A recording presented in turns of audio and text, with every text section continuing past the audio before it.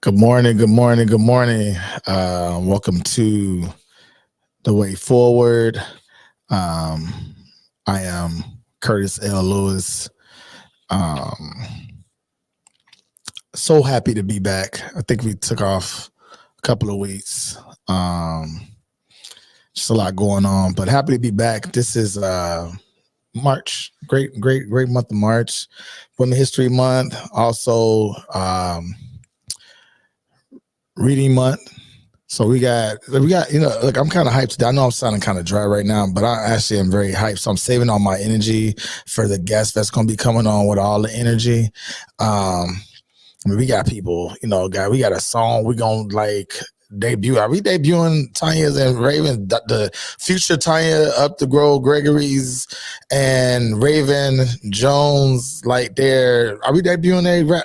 Oh, look, y'all didn't know that, but we are debuting their rap career song video on this show today. Y'all didn't know that. But anyway, real quick, I got a couple of things I want to share. It is cold in Michigan. It is March Madness as well. We just had a nice little snowstorm yesterday. And I got to say, because one of the things I'm working on in my life is not complaining as much about things that I have no control over. So maybe, that's one of the things I want us to stop complaining about. I may just have a segment on the show every day, every week. We do this. It's stop complaining about.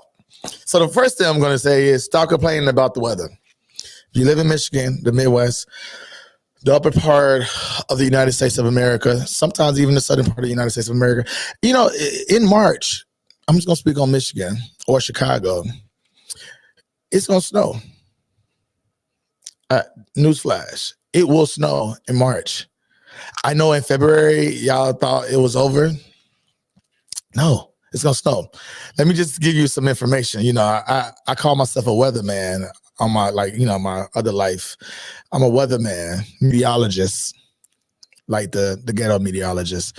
And one of the things I wanted to share with you all, do you know the average temperature in Michigan? The average temperature in Michigan in March is 48 degrees.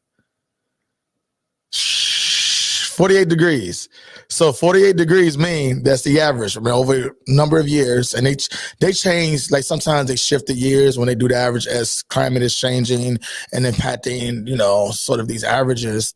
From 1990-ish to now, the average temperature is 48 degrees in Michigan in March, which means it could be below 48 or it could be above 48, but overall it's gonna be around 48. And we all know 48 degrees is not hot.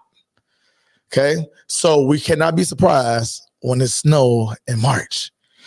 Guess what's the average temperature in Michigan is in April? 55 degrees. Did y'all know that? 55 degrees.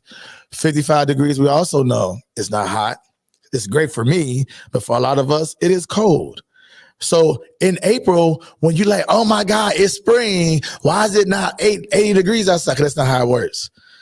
All right, so it's gonna be 55. And then let me tell you when the temperature gets up to sort of the level where people are like, oh, okay, it's warming up in May.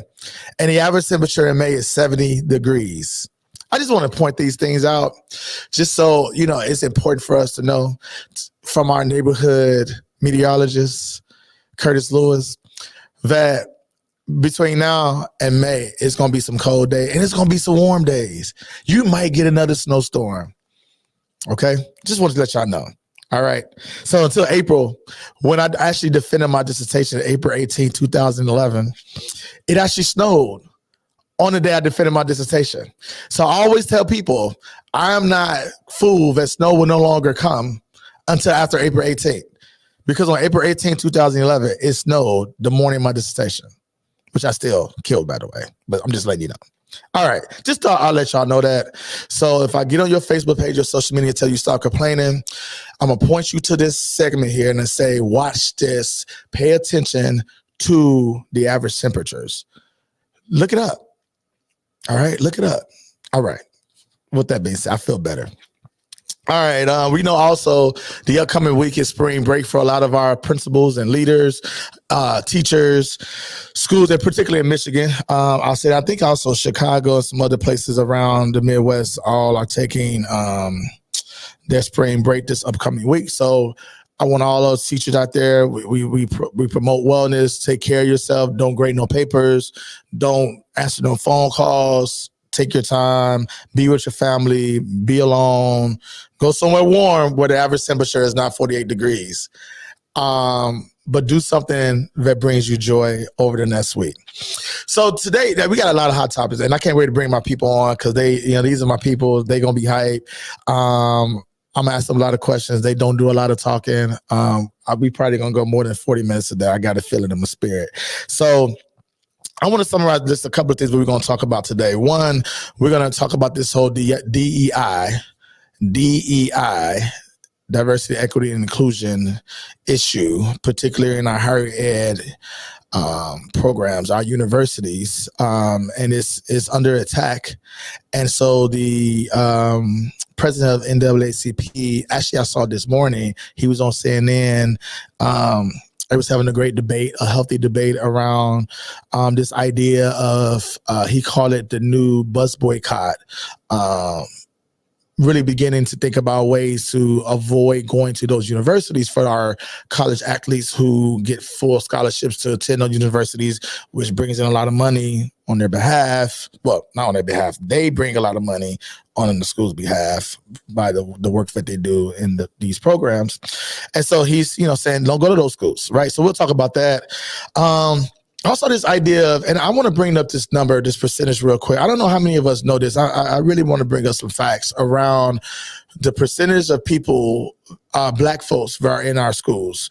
We have, in our organization, Black Male Educators Alliance, we first got started, and still is part of the work that we do. We want to increase the number of Black males in our schools. And we know there's 2%. It was 1.7% and now has gone down to 1.3%. And so 1.3% of teachers in our profession are Black males. Well, Black women ain't too far behind or ahead. It's 5% of them are teachers in our workforce in America. So that's totally, I'm gonna say 6% because 1.3 you got to round down to 1. I got to do that old school math. So 6% of our teaching force are Black teachers, and we're going to talk about a little bit today the impact that Black teachers have on students. So we'll talk about today as well. But also we have some data on our leaders. Our leaders are not far behind. So our Black principals, there's an average around 9.6 of principals total are Black. Women make up 77%.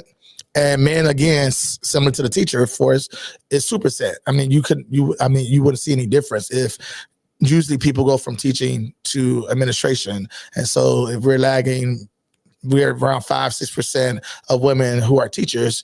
That's going to be pretty similar to what goes into our leadership positions. Same thing for our men. So we have some work to do.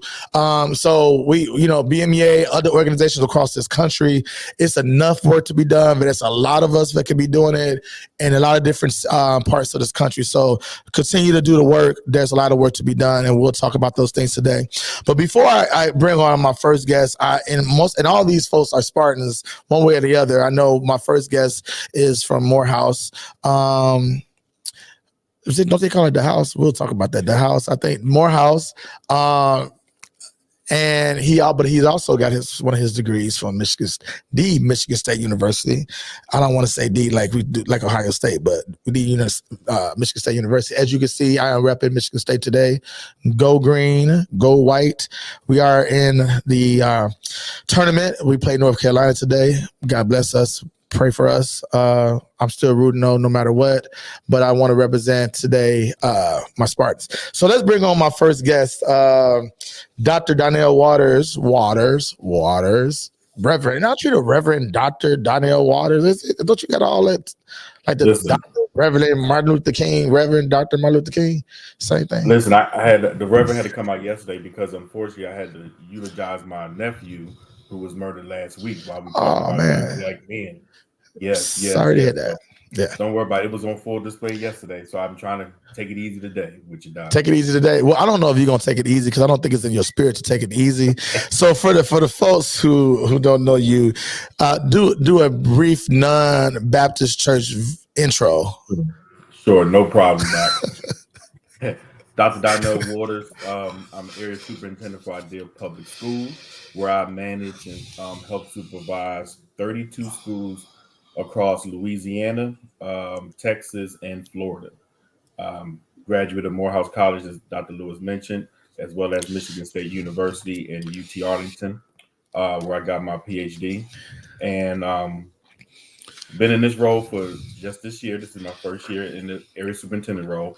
Prior to that, I've been an executive director and a principal for 10 years after teaching. And just came out with my second book, School Leaders and Crucial Conversations. So really, really excited about that and just glad to be here.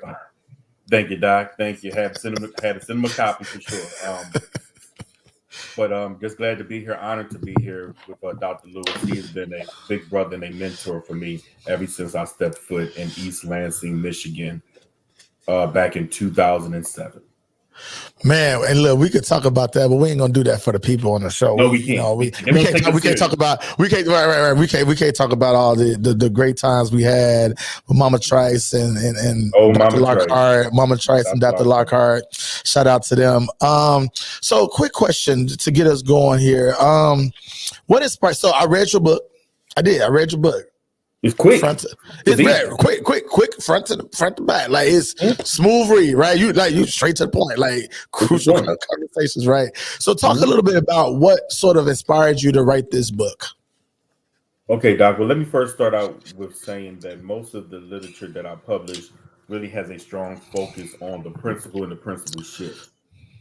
But I purposely named this book School Leaders in Crucial Conversations instead of Principles in Crucial Conversations because the principal is not the only one that needs to have a crucial conversation at times in the schoolhouse.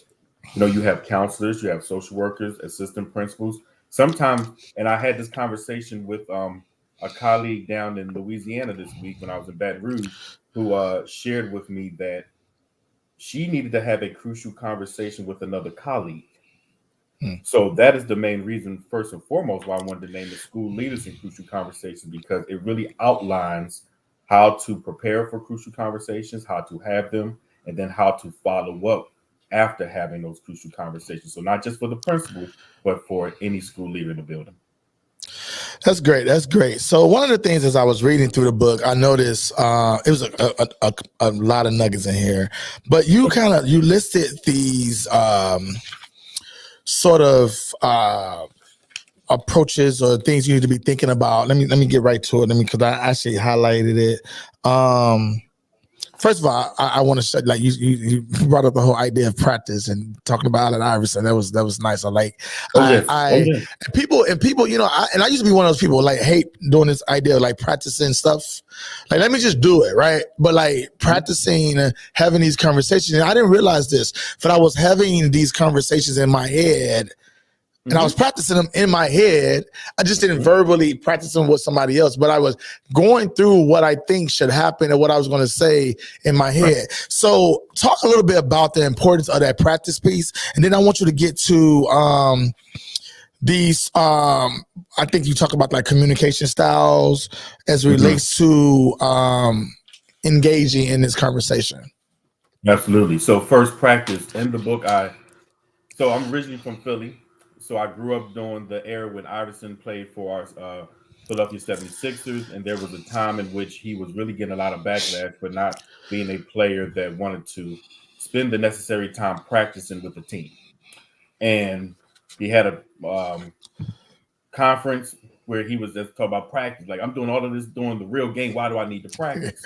Well, I always encourage folks to practice having your crucial conversation with a strong thought partner, someone that you truly respect and can give you some good wisdom, because he or she can provide you with questions, pushes, recommendations for next steps, how to rephrase something that you think could be very, very easy to understand that can be misinterpreted by the person that you're speaking with.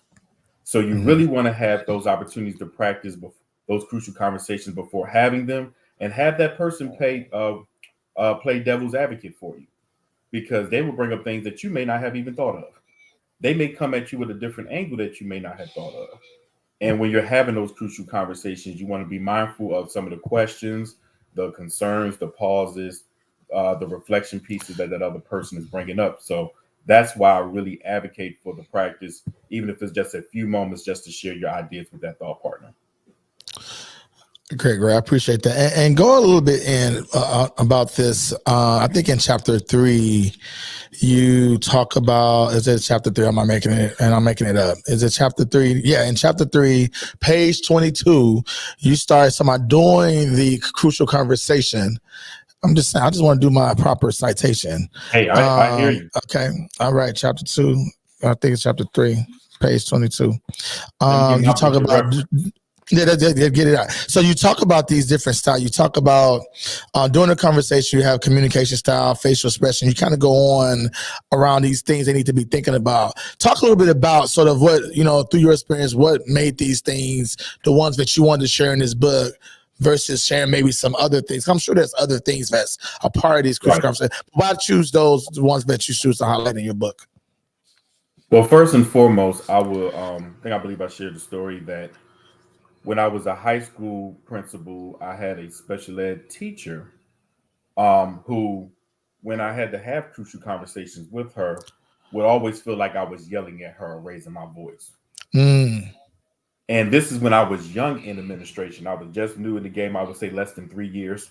And it really became imperative that I, as a leader, understood what my communication style is or was at the time. And that was critical because I did not ever want her to feel as though I was yelling at her or being dismissive, but I had to be direct because it was a very serious matter. So I really, really encourage school leaders to identify their communication styles, because when you're communicating with someone, if you're aware of your communication style, that helps you better prepare and also engage during that crucial conversation. In addition to that, the body language, all of those things are very important.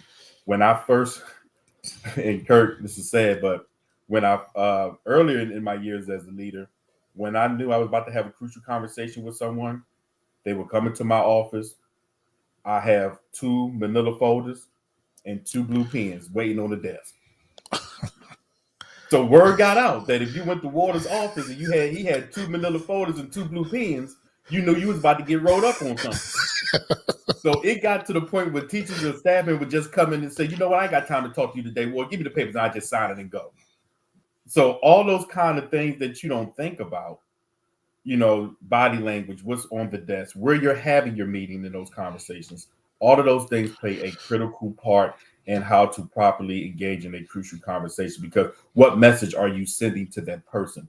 Crucial conversations are already difficult to have to begin with, but what message are you sending indirectly when you have folders with blue pens on the desk already, or you're sitting there and you're talking to them like this, or you got your hands folded like this, because you already know, regardless of what they say, you already got them rolled up and they're going to get ready to sign this paper when you're done. So all of those things are imperative when you're having those crucial conversations that folks don't even really think about. Hey, I appreciate that. I appreciate you sharing that. Real technical piece here. I'm hearing Jay-Z in my ear. So like, hey, as you were talking, Jay-Z just popped on. So I was digging what you were saying, and Jay-Z was in the background. You couldn't hear it, but I heard it. Okay. Right, so like that's and it was going perfect with what you were saying too. Look at God. I just saying that was crazy. I don't know what that means, but I don't know either. But look, last thing before I bring our women on, you're gonna stay on too. Like, so hopefully you got time. You're gonna stay on for our two fabulous black women who gonna come on, and we're gonna kick them off with their debut of their video, their rap video. I can't wait.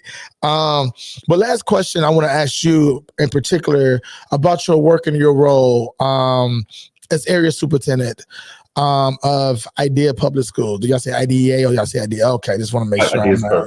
Okay, perfect. And I read about Texas a lot, and and Texas stay in the news around all the things that they do and things that are oftentimes discriminatory towards folks of color. How do you navigate such a politicized system or state and still remain true to who you are and do the work? That's such a beautiful question, because Texas would keep us in the news, and I know having so many family and friends outside of Texas, they probably like, why is Waters even still down there with them crazy folks? But no. What I will say up front is that all the discouraging news that I hear and see when it comes to Texas education and the things that are happening when it comes to students of color is one of the main reasons why, after my journey is finished as area superintendent, I'm going to do my very best to get to Austin, where I can be at the table when it comes with a lot of those decision makers that actually have a track record of success, as well as knowing what's best when it comes to students of color. In my role as area superintendent, as I mentioned, I have schools in Texas, Louisiana, and Florida. Oh, okay. Wonderful space. Texas yeah. I would say, they said, hey, you know what? You're going to be the area super, the whole Jim Crow South, Doc. We got you. So I get to see it on so many different people. And if we thought Texas was bad, we just don't hear about all the crazy stuff that happens in Florida. But I'm also blessed. I'm also very blessed because I have schools in El Paso where I have students that are crossing the border from Mexico every day just to come to our schools. Yeah. And then I have children in Jacksonville who won't come to the school, and the school is right at the end of the block. So my focus, the thing that really keeps me focused the most, is knowing that I have to keep the main thing, which are the students. And when you are able to do that, you're able to navigate, make sense of, and be that buffer for those leaders that I have, because we do have those conversations about what's going on in Texas. But I have to be that leader and that sense maker and that buffer for them to say, hey, this is how we're going to have to navigate it. This is what we're going to do in order to better make sure that we are preparing our students to be successful in the classroom. So keeping your focus the main thing, and having that back mind that I want to get to Austin to be at the table when my area sup position is over. But those are some of the things that helps me navigate those different areas. And when you go to Florida, I got to listen to what's happening in the classroom, because certain things, you can't teach there. That's right. Bands. So I have to be mindful of that in the very beginning. And then in Louisiana, they want to make sure that you have "In God We Trust" on a big paper in a frame posted in the front of the classroom to make sure that they see that as a compliance piece in English. So all these things that are just subliminal, that we may not see overtly, are things I have to keep in mind as area superintendent to be able to make sense for a lot of my folks in those different spaces and states. Now, I don't know if people get on this show to announce like their new endeavors or, do the premiere of their new videos, but are you saying you're going into politics? Are you announcing I'm saying, listen, nothing's official. Because I know where Austin, Texas, Austin is the capital of Texas. Yep. Yeah, I learned that in elementary school. And the Texas Education Agency is there. But I will say that is something that I would like to look towards in the future, because I see the need for it. Because when I look at the TEA representation, we don't have folks that look like you and I that have those experiences, those track records, and those backgrounds. So we need to have a voice at the table as well to better serve our students of color. Okay. You even responded like a politician and kind of avoided my answer. That was great. I think I'll put it out here. I think you are running for office. So, because your response was very it was good. It was good. I'm proud of you. I'm proud of you. But I'm gonna bring on our two wonderful Black women. We have before they come on, we're going to show their video. Like it's debuting on the Way Forward, BMEA's talk show, podcast, whatever you want to call this.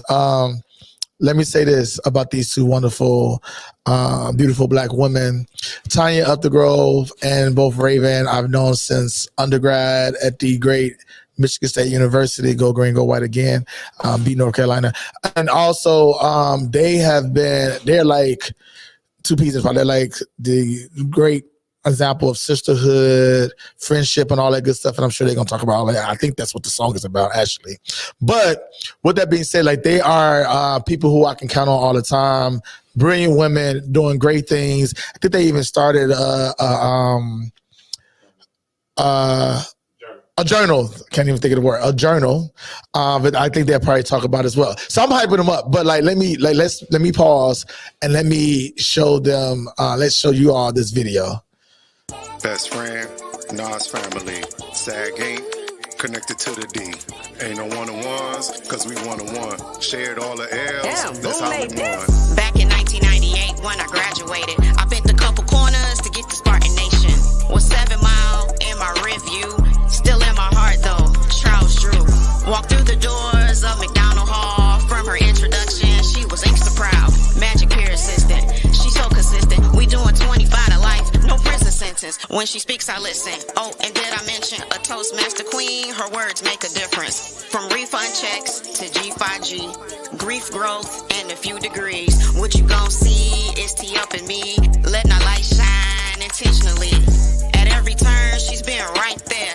Now my daughter learns from her generational prayers. So cheers to my best friend. I'ma keep thanking her until the end. So cheers to my best friend. I'ma keep thanking her. Now we grow up together, but we grew up the grove together. 7 Mile Link Town forever. Went from miseducation, then from Mrs. to Ms. Minty turned professor. That's the life we live. 25 years, all love we've given. All of them shenanigans from sons of Black women. Saying Spartan space, we was both rejected. The rooftop prayers held us down as we both expected. Crazy faith, goo gobs of grace. They don't know them rough patches or the trauma we faced. But time and again, through thick and through thin, at every repass, you gon' be my best friend till I take my last breath and you the last one left. Putting words to work, cause we avenging our brother's deaths. 6 degrees locked in, T up the G and Dr. R.L. Jones. You ain't never had a friend like me.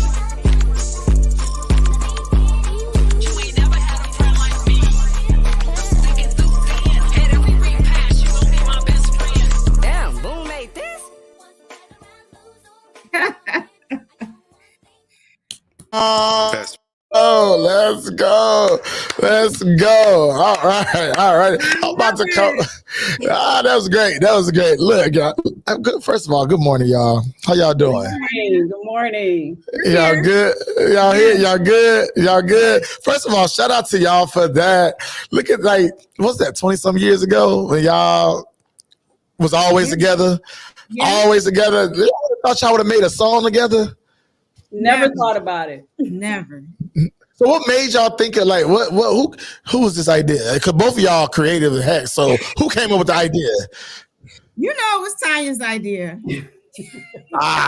Hey, I saw the little bars. Y'all had it going. The beat was, I'm over here jamming.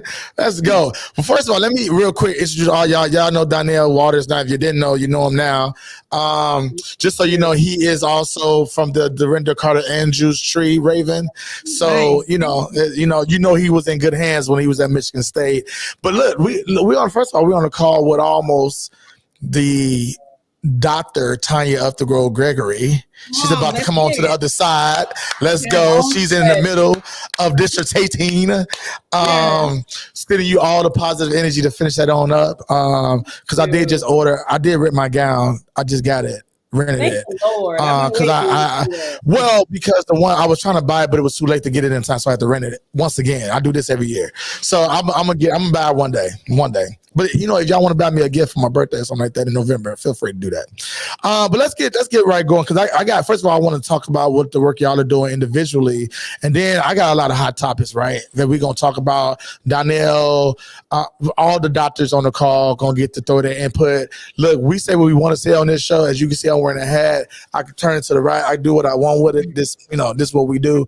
Let me keep it, straight for right now, though. But we'll get to those hot topics in a minute. But let's go. I don't know if Tanya, you want to get us started first. Tell us a little bit about like your sort of quick version. Now, I didn't have 50-11 jobs. So okay, so let's do what are the kind of work that you are doing now. Okay. I got and you. what you're getting your doctorate in right now. Gotcha. Okay, so I currently work at the Ruth Mott Foundation in Flint, Michigan. So working in philanthropy as a learning officer. And I enjoy that work because it allows me to focus on North Flint, which is a priority for the foundation. In terms of doctoral study, I'm getting my PhD in higher adult and lifelong education. And so my research is focused on Black college tours and the role that they play in the college choice process. And I'm focusing in specifically on what was previously Inkster Public Schools, predominantly Black school district, predominantly Black city. And so as I think about like some of the stats you raised earlier about that, small percentage, that 5-6%, once upon a time, we had districts like Inkster Public Schools that were led by, superintendents and teachers that represented the students that are from that community. And so my research is really lifting up the work that was done in that school district, which has been closed based on state policy. And so I'm excited about the research and being able to share the stories of the people who participated in Black college tours over 30 years and be able to add that to scholarly research for my dissertation work. Oh, so that's great, Tanya. Let me ask you a quick question. When's your defense? April 23rd, 10 a.m. Is it open to the public? Yes, and it'll be on Zoom. So, yeah. It's gonna be on Zoom. There. I'm there. April 26th. I got it. I'm there. So just shout out to you, the work that you're doing. And also I like to shout out this book that kind of speaks to this idea of what I mentioned earlier, these numbers around the number of Black folks who are in a profession now. But that wasn't always the case, right? So this book, The Pink Slip, I don't know if y'all read that, but that book is brilliant. It goes through sort of the historical context and also how intentional it was to decrease and pull Black folks out of our schools, right? So if you haven't read that book, for anybody watching, The Pink Slip, great book. So let's move over to Dr. Jones. Hey. Dr. Jones. Dr. Jones, how you doing? I'm doing well, and that's Leslie T. Fenwick, The Pink Thank Slip. you. I'm bad with names. Thank you. You better bring that name. Because I was like, it's about somebody. I can't remember the name. Appreciate that. See, looking out for me. Appreciate you. So tell me a little bit about you a professor at Michigan State University. I want to be like you when I grow up because I hear about you in all my classes. Everybody like, yeah, Dr. Jones class. I be like, I gotta go check her out and see what she's doing. But tell us a little bit about your interest in going back to the school where you got all your degrees, right? With the exception of one. So I did. With the exception of one. So good morning, everybody. Good morning. What up, though? All the good things. My name is Dr. Raven L. Jones. I'm a proud Detroit native. Outside of that, and enjoying tacos and Scrabble, and mostly beating Tanya in Scrabble. I am a faculty member in the College of Education at Michigan State University. So that affords me the wonderful opportunity of working with teacher candidates and preparing them to become elementary and secondary teachers. So that's something that I'm very fascinated with, in love with, and I do it pretty well. And it's just an honor. It's an honor to do it and to be here. And shout out to you, Dr. Lewis, for this platform and having us today. You know what? First of all, that confidence. Not many of us say that out loud, and I do it well. I do it well, and you like I do. That is like everybody on this call, and everybody listening. Let's own what we do well, because sometimes when we in this world, we forget and we walk around like we don't do what we do well and get questioned about the work. That's not what this show is about. But anyway, real quick, Dr. Jones, can you talk a little bit about this initiative that you've been doing with your daughter, which has inspired me? I've been trying to get Jonah to do something like that. My son, he ain't interested. He want to do some other stuff. So I've been trying to do this like connection with my son. Like, let's go around and let's start a math club. And he ain't trying to do it. So talk a little bit about how that started and sort of kind of the work that you guys do. Absolutely. So the Zuri Reads Initiative, it was initially birthed from an argument that I was having with Zuri's father.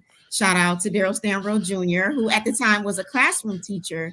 And after we had Zuri, who was born in 2015, we were just noticing and just having conversations about there being like a lack of access to events and programs that students can access outside of school, right? We know that we're busy.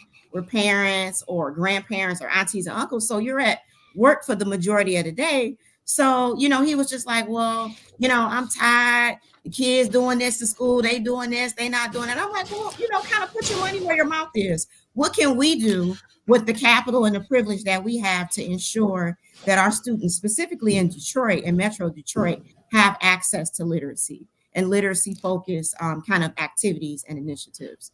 So that's how it started. And we go as far back again as 2017. January 2017 was when we had our first family literacy night. And basically what that is like a good 2 hours of power. When you think an hour of power, you might think of revival or going to church for just a quick hour, get that word, use that to sustain you for the week. And we would just meet for 2 hours and have all different kind of interdisciplinary activities. So there would be science activities. There would be someone coming in to do experiments, or a storyteller coming in to read across different genres of books, if you will. And we just want to shout out the University of Michigan, the Detroit Center down here on Woodward. They were the space who offered us the opportunity to be there for 1 year for free to do our programming. And so we eventually grew out of that space. And so we just started like branching out and having more activities and events across the city.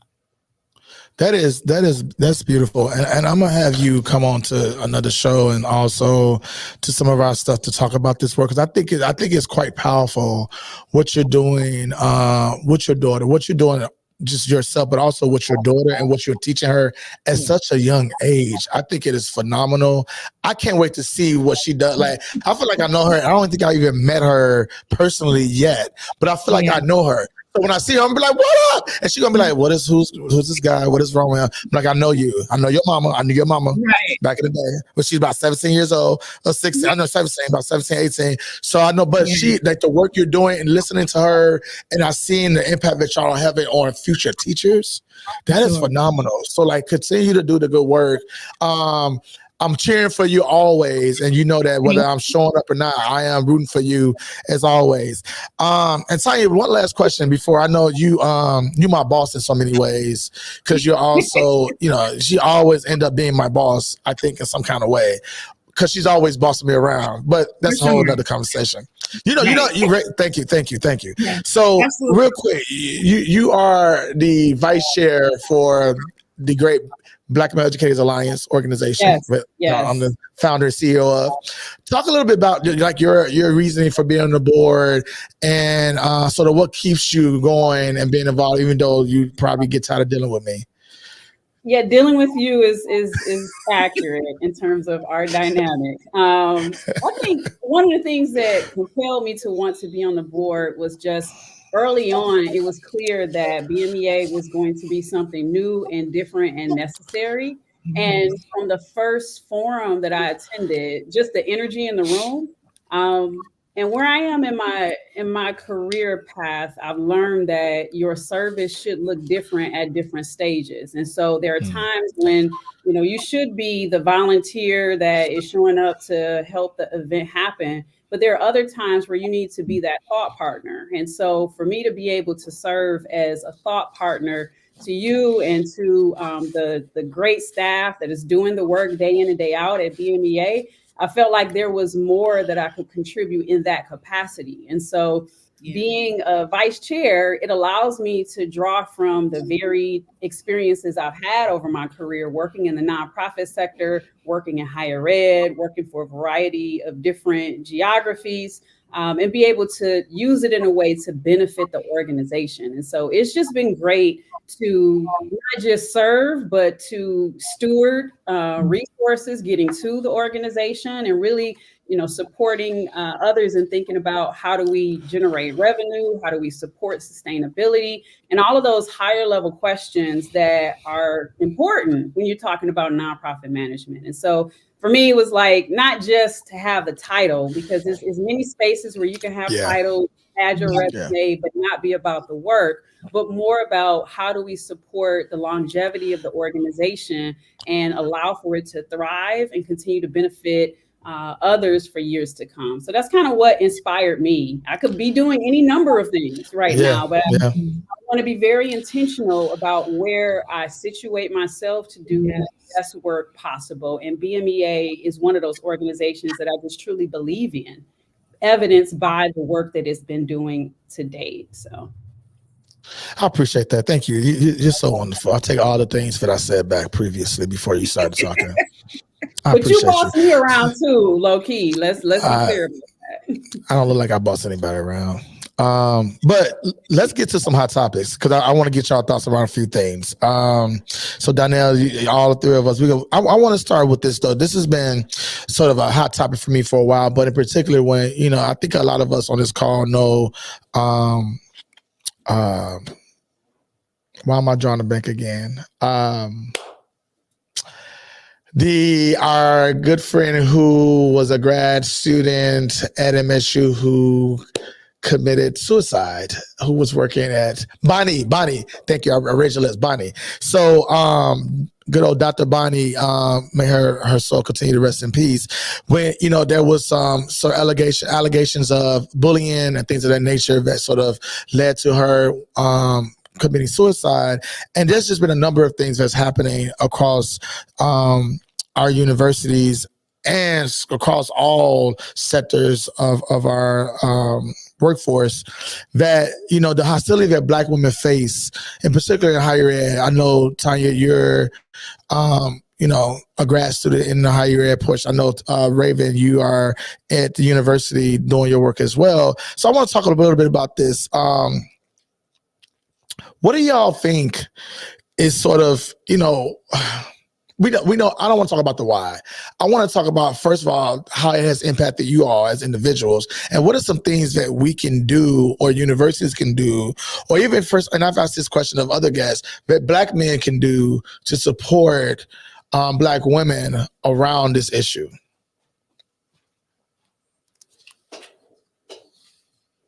Well, I can start in thinking about higher ed. So you spend all this time studying it, and research and all the things. And so it's been interesting in terms of how I think about higher education now compared to how I thought about it before I started the PhD program. And where I see higher ed at this point in my journey is in the United States, it's still based within a country that has its roots deeply seated in racism, period. And so given that racism permeates every aspect of our society, including higher education, it is going to impact the way that Black women are able to show up or not show up and navigate the bureaucracy that exists within higher ed. And so when I think about the experiences that I've had in higher ed, some of them have been joyful and magical, and doors opened, and wonderful people who have supported me on various aspects of my journey. But there have also been instances where, I would joke with colleagues that we got to wear a hazmat suit on a day-to-day basis because of the toxicity that's present within higher ed context. And so there's this, reality that Black women are going to face in the higher ed context and in other contexts as well that require for, whether you're talking about another Black male or another Black woman, just being able to demonstrate care consistently and be able to show up and advocate for Black women on a regular basis becomes necessary, because I can remember times where I would be looking around for an advocate and did not have one, or I would be in a meeting and someone would tell me that I need to smile because no one knows what I'm thinking when I don't smile. So I know those instances very well, and they chip at you. You know, you get to a point where it's like, am I of service in this space, or is this space really beating me down? And so I think one of the most important things that Black males can do for Black women, as I think about the higher ed journey, is be able to demonstrate care consistently and be willing to be that listening ear during those times when even you think that, you know, we're holding our head up high and we're showing up and being polished and all of the things. Just being able to demonstrate care and creating spaces for care to be shared with Black women on a consistent basis.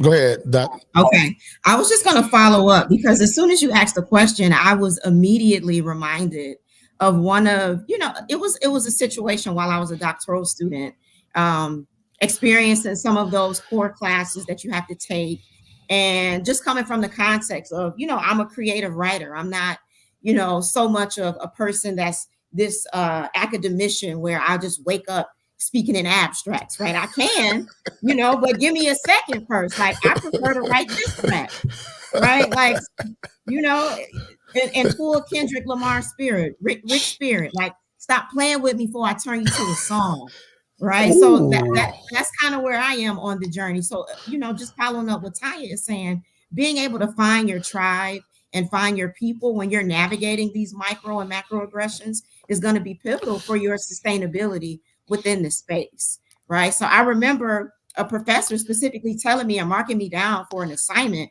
because they said that it was too creative and not enough of like the research jargon and all of this. And we had an issue.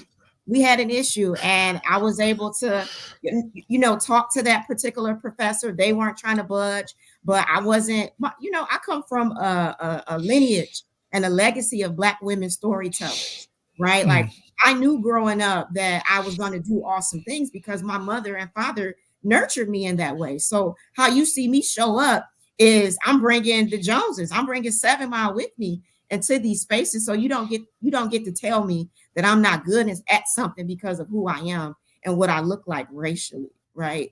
So in addition to what Tanya is saying, just listening and providing spaces where we can be heard, felt, seen, and supported is going to continue to, you know, kind of help us band together to be able to triumph over some of these challenges. Can I jump in here, Doc? Oh, go ahead. Oh, for sure, brother. All right. So I cannot say kudos enough to Dr. Jones and future Dr. Gregory on their responses when it came to the question. But in addition to how do Black men support Black women in these spaces, the same is happening in the K-12 space too. But not only can Black men support, hey, I saw what happened. Let me talk to you after class. Let me talk to you after the meeting. No, we also have to protect our Black women. How do you protect your Black women? By being able to speak up in the moment when it's happening to them and not waiting for an opportunity on the back end to say something about it. There have been times where I've been in meetings with chiefs and national folks where something has been said to one of my Black female colleagues that I'm not going to wait until the end of the meeting. It's time to say something and address it now, because Black women in leadership have so many stereotypes and stigmas associated with them to begin with that as a Black man, Dr. Lewis, you and I don't have to worry about some of those same biases, or they may not be overt as though they are to Black women. So not only do we have to support our Black women, but we also have to be protectors of our Black women. Man, no, this is great, and we can keep going on this, but I do want to say this too, because I think so. All you guys are on point. Dr. Waters, you're correct. I think we got to get away from this, and I don't know why. I ain't never been this way. I don't know what's wrong with me, but it ain't also ever cost me anything either. But let me, knock on wood. But I ain't worried about it because I got God on my side. to be honest about it. But I ain't never been scared to say what I got to say. I ain't never been scared to stand up and say, I ain't doing this. I ain't never been scared to call somebody out who is a, renowned professor who's, all distinguished and all this other. I have no problem calling you out when you need to get called out. And I don't know where that comes from, but I think we got to get to a place, because I think it gets into our head that we got to, to Dionel's point, I'm not waiting till after the meeting, right? I've sat in a meeting recently with some folks like, what you're not going to do this to her. Right. And I'm unapologetic about it. Right. And I just think for all of us, because I'm going to say this, I know there's going to be some controversy. I don't care. But I've seen Black women do this to Black women, too. I've seen Black women be snakes, being demeaning to each other often in the K-12 space and in the higher ed space. I've seen this happen way too often, because sometimes we get caught in, it can't be too many of us at the top. So when we got to compete, and don't know where we get that from, because we don't. Right. And so, I also want to, and again, I don't want to talk about that. We got some other stuff I want to talk about, but I do want to say that because I was just talking to a principal the other day, one of the principals I work with, and she was telling me how these things that we talk about, feeling hurt, beat down, mental wellness, emotional wellness, is sort of all over the place because of the Black women in her space. Right. And she talks about we don't talk about that enough. And I'm not saying we should, but I'm also saying we got to do better internally as well, because I think there's opportunities for one, for us to stand up, for two, for us to stop beating each other up, right? And for three, for us to do better by each other. Right. And man, I always say, man, we could be terrible sometimes. We got to do better all across the board on so many different levels. But I just wanted to say that. So I appreciate y'all. If y'all ever need me to come stand up for y'all, let me know. I always say, what y'all gonna do? Fight? Okay. All right. Anyway. All right. So this other clip. So speaking of Black women, Black teachers, I just showed stats on the number of Black teachers that are in the profession. Recently here in our neck of the woods in Michigan, a teacher was fired for being a rapper or having these videos out or whatever. So I want to talk about that because I think people are on both sides of the fence when it comes to this. So we could show Chris real quick a brief snippet of the video. Back in the fall, Dominique Brown earned Teacher of the Month honors, and then 2 months later she was fired, but it wasn't about anything she did in the classroom. She says a parent complained about her rap career, which was off the clock. By now, Drippin' Honey's music video, Drippin' 101, has been seen by tens of thousands across numerous social media platforms. And it combines two of her passions, rapping and some of the students she's taught. That's right, a U.S. history teacher who's moonlighting as a rapper. But last month, she was forced out of her teaching job, and it started with a parent's complaint. That's when the first meeting was with my dean and the principal, and they were just telling me hey, a parent said that they seen your social media and that you're a Black influence because you're a rapper. Drippin' Honey's real name is Dominique Brown. She says that the parent continued to complain even though the educator was named Teacher of the Month. Despite asking for a complaint in writing, Dominique says she never received it. And Dominique believes that she was discriminated against. I was like, hey, well, can we tell that parent to come in and see professionalism, see me in the classroom, see me after school, see me at all the games, see me dropping kids off every day, buying food, doing all these things. Can they come see me in my element before they try to say I'm unprofessional in it? Was there at any point anything that was brought up that said your rap career the lyrics that you use may have been a bad influence on some of the students that you had? Well, the parents would just stay anonymous, and she didn't really give too much detail on what she did or didn't like, and the school didn't give me too much detail either. Music is part of the culture. We from Motown. This is what we do. So it's not like it's unheard of. It's the culture. All right, it's like a 3-minute video, but so I don't know if you heard about this, Dr. Waters, but this has been a hot topic around this area. So I'm gonna shut up. I want to hear y'all thoughts about this. What should she been fired? What are your thoughts? Just let it rip. Raven, I know y'all want to go at once. Raven, you go first. I don't mind. I think, and I don't know. I'm not speaking for Tanya too, but we're kind of on our Maya and Shauna flow right now, like Issa Rae, rap-ish. So I just feel like we're more than just one type of person, right? Like you can be a wonderful teacher. And I just when I saw that, I saw so many missed opportunities. Like this is a US history teacher. How cool would it have been for her to collaborate with the ELA team and to do a whole unit plan on metaphors and similes? Like, you know, we're so quick to try to get somebody, or this crabs in the barrel mentality. It sounded like it was only one teacher. I don't personally think she should have been fired. It seems as if she is motivating her students. They love her. And, you know, what if we would have told Langston not to write on the side? What if we would have told Shirley Chisholm, hey, sit down and don't give those speeches? What if we would have told you not to start BMEA, right? Like, I mean, I understand that, you know, some parents might have concerns and you can opt in or opt out however you wish, but I don't know that we should be stifling students' creativity and their abilities to be who they are, because this might be the thing in which she decides sometimes you got to go in order to grow, right? So if they're going to be treating her like this, that might not be the space for her to be able to continue to, you know, just influence students in this type of way. So I'll stop there.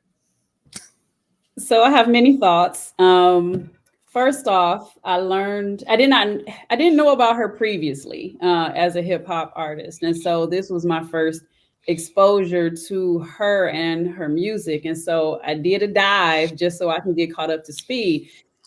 She didn't become a rapper overnight. She's been at this for a minute now. And so some of her music is, you know, a couple years old at this point. And so one of the songs that I heard, my first reaction was, dang, I wish I would have used that beat. Like, it was just like, hey, I've been wanting to rap to Papa Was a Rolling Stone for like over 10 years now. And so when she did it, I'm like, oh, okay, that's good.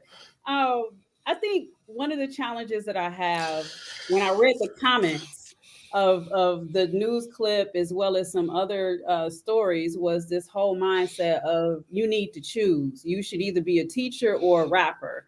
And this idea that you cannot do both, which is problematic. To Raven's point, there's so much creativity that is baked into the hip hop culture, and rap being just one aspect of how that's manifested. And so to tell someone or to think that, you know, you can't do both is problematic. There's also the argument about, well, her lyrics are not positive. If she gonna rap, she need to be rapping just about hip hop. Well, that's problematic too, because, you know, hip hop rap is an art form. And so we shouldn't be policing how people express their creativity in one way or another. And so it's problematic in that regard, in terms of our need, and I say our because a lot of the negative comments have also come from people in the Black community, and this whole idea of respectability politics in terms of like how teachers need to show up and look and what they do with their spare time. It's exacerbated when you're talking about a Black woman. So that's the other part that's concerning for me is, you know, as the sister mentioned in the clip, she didn't have enough understanding of the school's positioning. And so my question then becomes, what is the social media policy that is in place at the school in terms of what's expected and how it is perceived that she crossed the line?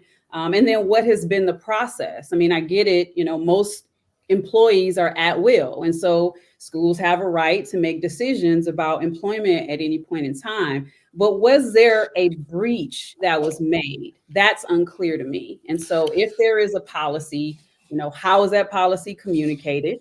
And in terms of, you know, the parents, I'm not in the classroom, but one thing I understand is that, you know, every parent has a right to, you know, express concerns about what's happening in a classroom.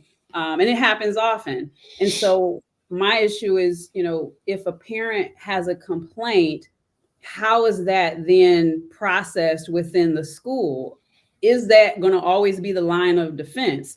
If every parent had a complaint about every teacher, how are you able to operate a school? Because you'll be at a point where you'll be firing every teacher based on every complaint that's made by a parent. And so it's things like that where I'm like, I understand the importance of protecting student safety and maintaining a healthy learning environment, all the things. However, if we're at a space where a teacher can just get fired based on a parent's complaint about a subjective topic like art, we're in a very bad place in terms of really being able to retain teachers in education, because that means that everything is at play. Are we going to take the same approach if you find out your pediatrician is in a heavy metal band? Is that a concern for you, or is it just about rap? Is it just about this Black woman? Because if we're going to have that approach, we got to have that same energy when we're talking about how people spend their time in other professions that have large exposure to kids as well.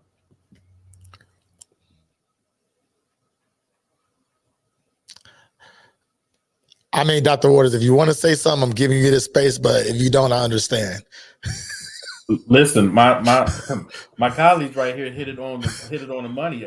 Everything I was planning on saying, Dr. Jones and future Dr. Gregory had already pretty much said it.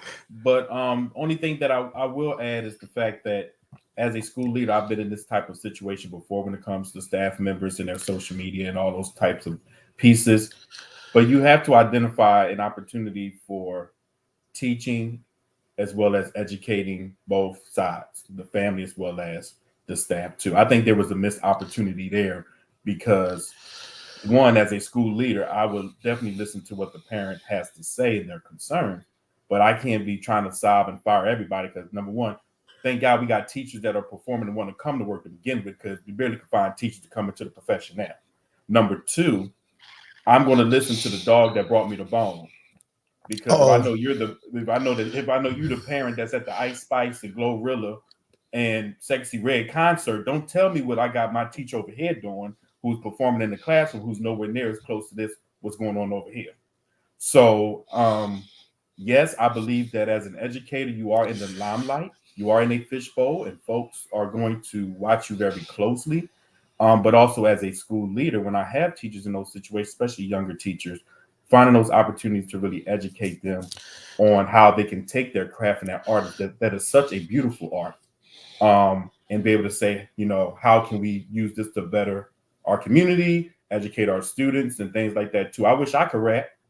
I would have probably been a phenomenal teacher because I would use a lot of my songs to create content for my kids and what have you. But we have to really be mindful of how we are addressing these types of matters, because you never know, you can be discouraging someone that could be a godsend to the industry. Absolutely. Who has a talent outside of teaching. Yes. When they see things like this. We just have to be mindful of that. Yeah. One thing I would want to add, I would be remiss if I did not acknowledge an example here in Saginaw. So Mr. Eddie Thigpen, he is a teacher here in Saginaw at Jesse Rouse Elementary School. Shout out to Rouse House. He is also a hip hop artist, professor, basketball player, all of the things. So extraordinaire. And so he took the opportunity to help one of the students in his school develop the theme song for their elementary school. And so the beat bangs, her lyrics are solid, and it's become an anthem. It's gone viral. And that just becomes an opportunity where you can really think about, as Dr. Waters said, there's talent that is in our schools, but oftentimes that talent is squelched through the bureaucracy.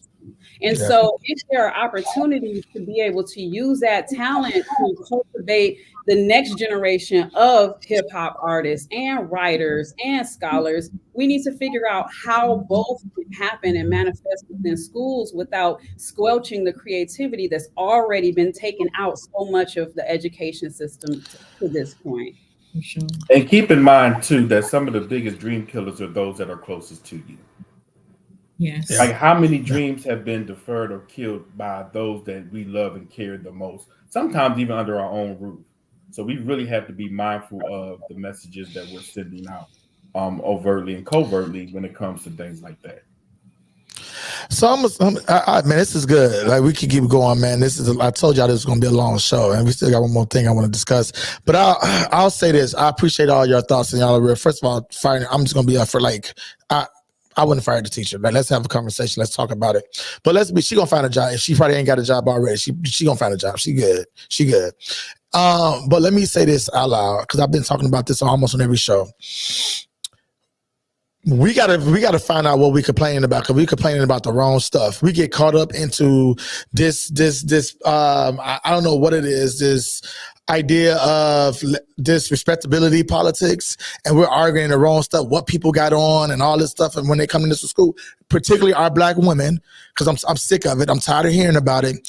But parents, you want to complain about some stuff? Let's complain about this curriculum. Let's complain about, but I'm doing a curriculum audit and they're still using the same social studies books in a school that I would not name that I was using in the 80s. Okay, we're still talking about Christopher Columbus discovered America. All right, so take a closer look at what your kids are learning, what they are not learning, what we're choosing not to teach them. These standardized tests that we are deciding to judge your kids on and put them in special ed because of, and all these other things that we're doing. Let's talk about that. Let's get hype about that. Let's get hype about that. We got, out of 50 teachers in the school, 30 of them are long-term subs who haven't even gotten any support around teaching. Let's talk about some of these leaders around these schools that are here for the money but not doing the work. Let's talk about that. Now let me stop. But let's talk about that. Let's complain about those things. And that's what I want to talk about. We're sitting here, this young lady rapping, and let's not even talk about the teacher pay. Right. Like I've hustled, right? Our admins make good money. There's money in education. It's just at the top. It ain't where the work really gets down and dirty, right? But let's complain about those things. Let's go to the state, complain. Let's go to our state representatives and talk about that stuff instead of this woman on the side. Because all y'all saying, don't be out here also letting your kids on social media engage in worse content than that. Right? Or you engage in their worst content. Because I'm going to go to a bar and grab me a drink. Okay? And that doesn't make me a bad anything. Right? And so just, it did kind of frustrate me that was the approach that the school took. And that and we'll do anything. And these, people in central office, there's some great people out here. So let me just make that clear. But some of us will sort of use that as a scapegoat to really talk about the real issues. Okay, so we leave that right there. All right, last thing I want to talk about real quick is this idea that the NAACP is calling on Black student athletes to boycott Florida public schools over this sort of anti-DEIA policy work that's happening. From my understanding, it is about over 80 bills across the state, in various states across the country, that are targeting DEI in our universities, and also doing the work in our schools as well. So, Chris, if you can show us a clip real quick. Thank you. Tonight, new calls for Black student athletes to avoid Florida. Thanks for joining us at 5:30. I'm Frank Wiley. And I'm Carolina Lead. Today, the leader of the NAACP sent a letter to current and future student athletes urging them to reconsider attending colleges here. They say the recent crackdowns on diversity, equity, and inclusion programs poses a threat to the well-being of Black students. Now, earlier this month, the University of Florida terminated all DEI positions. They say the move was in compliance with the January vote from the Florida Board of Education to ban using state or federal dollars for diversity programs. We spoke to the president of St. Pete's NAACP chapter today, who says she stands with the advisory. Told us Black student athletes leaving Florida will also mean a lot of money leaving as well. A message she hopes lawmakers cannot ignore. I'm gonna sit back. What are y'all? I was watching CNN earlier, and there was a debate around this idea of if people are given this opportunity to go to school and change the trajectory of their lives and their family lives, should they, have to make the decision to not go to a school where they get a full scholarship to play, versus going to school outside of those areas where they may not get the full scholarship, which I have some strong thoughts about that, but I'm gonna be quiet. Any thoughts? Well, I think it's a complicated topic for a number of reasons. Like, the attack on DEI is one thing in and of itself. To make this call for a boycott is complicated when you consider our historically Black colleges and universities that are located in Florida. And so thinking about not just like University of Florida and Florida State, which are huge revenue, they collect a lot of revenue from athletics. Whereas when you look at some of our HBCUs, they're not in the same space in terms of how they're able to attract revenue in the same way. However, a call for a boycott in this way does complicate what that means for their athletic programs in the way that it may not for University of Florida and others. And so I don't think it's a cut and dry decision. Also, you have to think about everyone who is going to school for higher ed in Florida is not coming to Florida. You're talking about some athletes that are originally from Florida that are making those decisions. And one thing we know about college choice, oftentimes people make decisions about where they go to college based on what schools they're most familiar with. And often it's the schools that are in close proximity to where they are located. And so for some athletes, they may have wider options to be able to go to other states. But I don't think it's a simple decision to say, yep, I'm just not going to go to school in Florida based on this boycott. It's other factors at play, including, I mean, when you think about Black student college choice, period, our family ties mean everything to us. And so our ability to have close proximity to family or some support network is important. And so I think in thinking about making this decision to stay in Florida or to come to Florida is layered and complex, and it's not an easy decision for any individual student or family to make. Thank you for that, future Dr. Gregory. As I mentioned earlier with to you, Dr. Lewis, was that I have schools in Jacksonville and Tampa too, and Florida, like I said, makes Texas look like Massachusetts, is what I say, because of some of the things that they have to deal with down there in Florida. And you all know the higher ed space a lot better than I do. What I will say is when it comes to the DI piece, that K2 space is getting very, very similar. Now, let me just say this for you very quickly. The young lady who was the VP over DI in my district happens to be from the 313. Number one, she happened to have gone to the University of Florida to graduate college. That's number two. Her title was changed this year to now being VP of Staff Culture and Belonging because she could no longer use that DEI title. And my constituents in Florida shared that if they see any remnants of DEI or anything that's going against what they believe in Florida, now this is what they're saying about other places too, but they see that in their area, all the funding that we receive will be taken away. And this is K-12 now. This is the K-12 space. So being able to really hone in at the higher ed level with the athletes and things like that, that's a very tricky topic, because if I had a child, like my grandma told me, you want to pay money to go to this Columbia after Morehouse, you foolish. If Michigan State gonna give you a full ride. So I went to Michigan State because they threw the money at me back then. I didn't know who was DEI, EID, or whoever even Michigan State even had it. So I went where the money was. But just sharing that the K-12 space is getting very similar with that too. And that's another example of where Black women in leadership, especially in the DEI space, really need that support and that protection from their Black male counterparts. And I was just going to add, and thank you both for that. Yes, to this becoming more impactful in the K-12 space. I was just speaking to students just this past week, doing a survey of the room in terms of who plans to move out of state or who's going to stay in Michigan to do their internship year. And overwhelmingly so, several of them who are majority white students are saying they are not considering any parts of Florida, just because of so much of the violence that continues to be perpetuated there.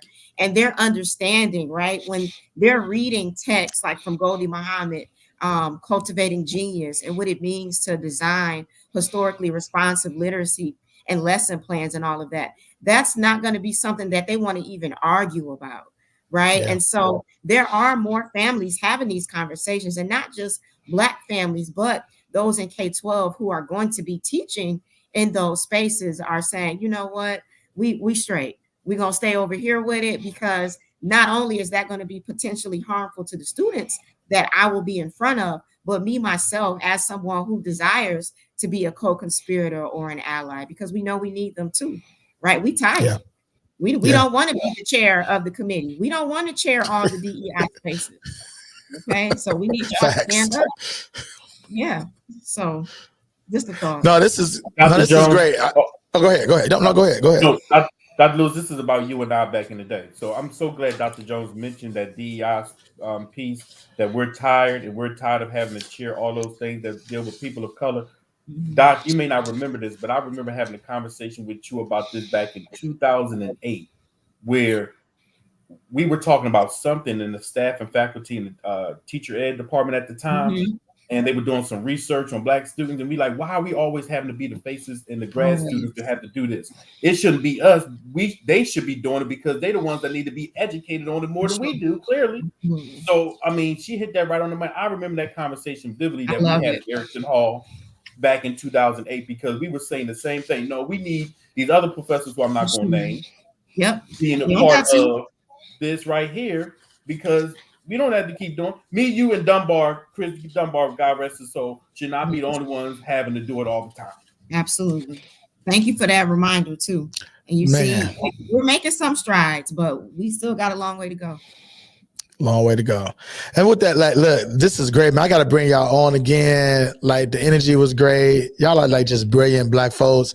I love all y'all. You know, a whole lot. Yes, I love y'all a whole lot. I'm giving y'all all like a virtual hug. When I see y'all, I'm gonna give you even a tighter hug. I appreciate y'all time today. I mean, I had a whole bunch of other stuff to talk about, but we've been going on for over an hour. It's been an hour and 20 minutes. Lord, when you get a bunch of people who got these 3 letters behind their name, they get to talking. But shout out to y'all for being here. Shout out to y'all for all the work that y'all are doing. Dionel, I know you down in the South holding it down, brother. I'm a phone call away, and I'm a one flight, $350 Delta flight, because I ain't doing Spirit. Down, Delta, promoting you. Delta Airlines. I'm down there, and I'll meet you, and we do what we got to do. But also to my beautiful women, Black women, the future Dr. Tanya, Upthegrove, Gregory, like, I'm going to be at your defense. I'm going to ask questions too. But good luck to you. You got this. You got this. I'm very, very proud of you.